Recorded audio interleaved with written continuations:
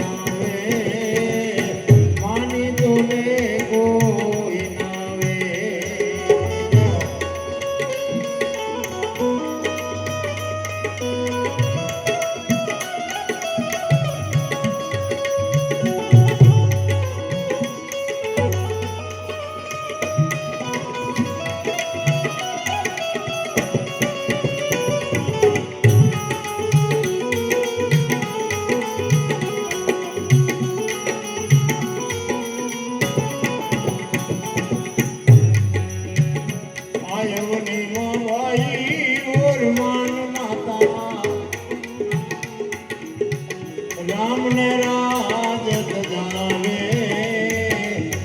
રામ ને રાજ જાવે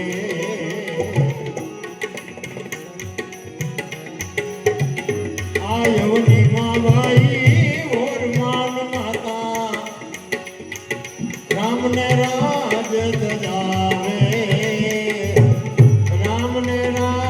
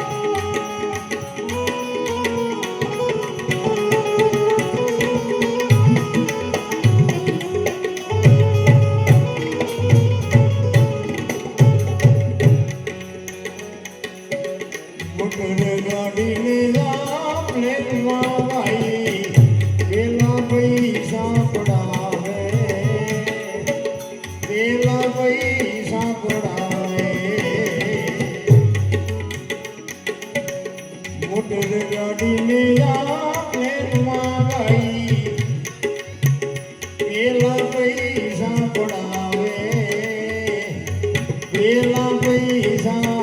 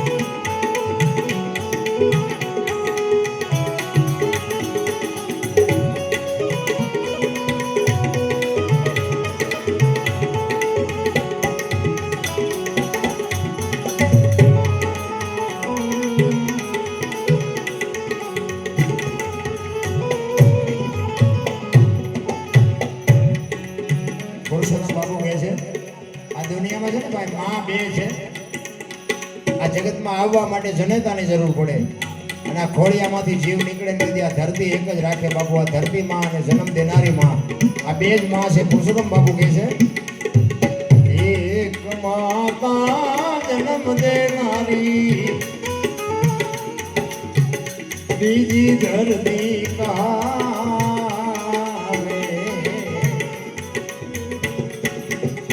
એક માતા જન્મ દેનારી બીજી ધરતી કાવે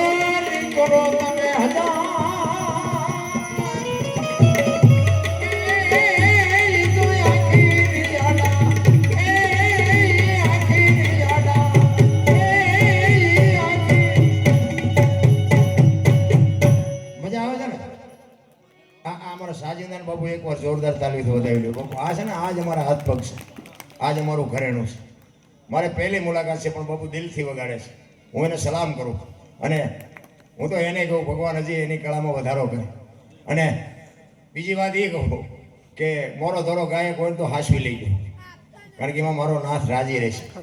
ને કે અમે આ ડે વાતો કરતા પણ આ અમારો હક કેવો હોય અમને ખબર હોય. હા, બધાને ખબર છે, પણ આ તો ઘરનો ડાયરો છે, બધા ખરેખર નિભાવે છે. કે થોડા ઘણા ગાયક આગો પાછો થઈ જાય ને તો બાપુ અંદર રાખે ને મજા, એની એકતાની જ મજા છે. બાકી આ 2 કલાક રહીને હમણાં બધા પંખીના માળો જેમ વયો જાય બાપુ મેળો વયો જવાનો છે.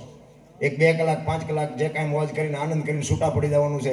પણ જ્યાં પછી હું તો એમ કહું કાગ બાપુને લખવું પડે, મીઠે ભરેલા માનવી જેથી જગ છોડીને જાય કાકા એની કાણ્યો. અરે દુનિયામાં બાપુ આપણી નાતનો ન હોય, આપણો હગો ન હોય, આપણા ગામનો ન હોય, તોય બાપુ હૃદયમાં હબાકો આવે. અરે માણા જેવો માણા વયો ગયો એને જીવા કહેવાય. ભલા માણા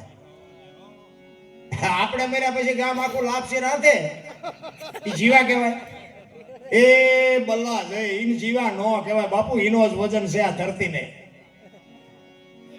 કામ જાજા કાગોલિયા ને કામ જાજા કપૂત હકડે છે મયત ભલીને હકડો ભલો. બાપુ હારો એક ગોપીચંદ ને ભરતરી જેવો દીકરો હોય, ગંગા સતી પાનબાઈ જેવી એક દીકરી હોય, બાપુ બેડો પાર થઈ જાય. ભલા મને હું તો આજની પેઢીને બાપુ હું તો હાથ જોડીને કહું છું કે તમારો સમય છે બાપુ, જીવતા જો આવડે ને અમે તો જે વેઠ્યું, પણ તમારો સમય છે, તમે બાપુ સમજીને હાલજો.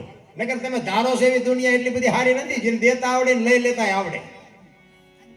હા, અત્યારે તમે જુઓ બંગલા જેવા છે, મકાન જેવા છે,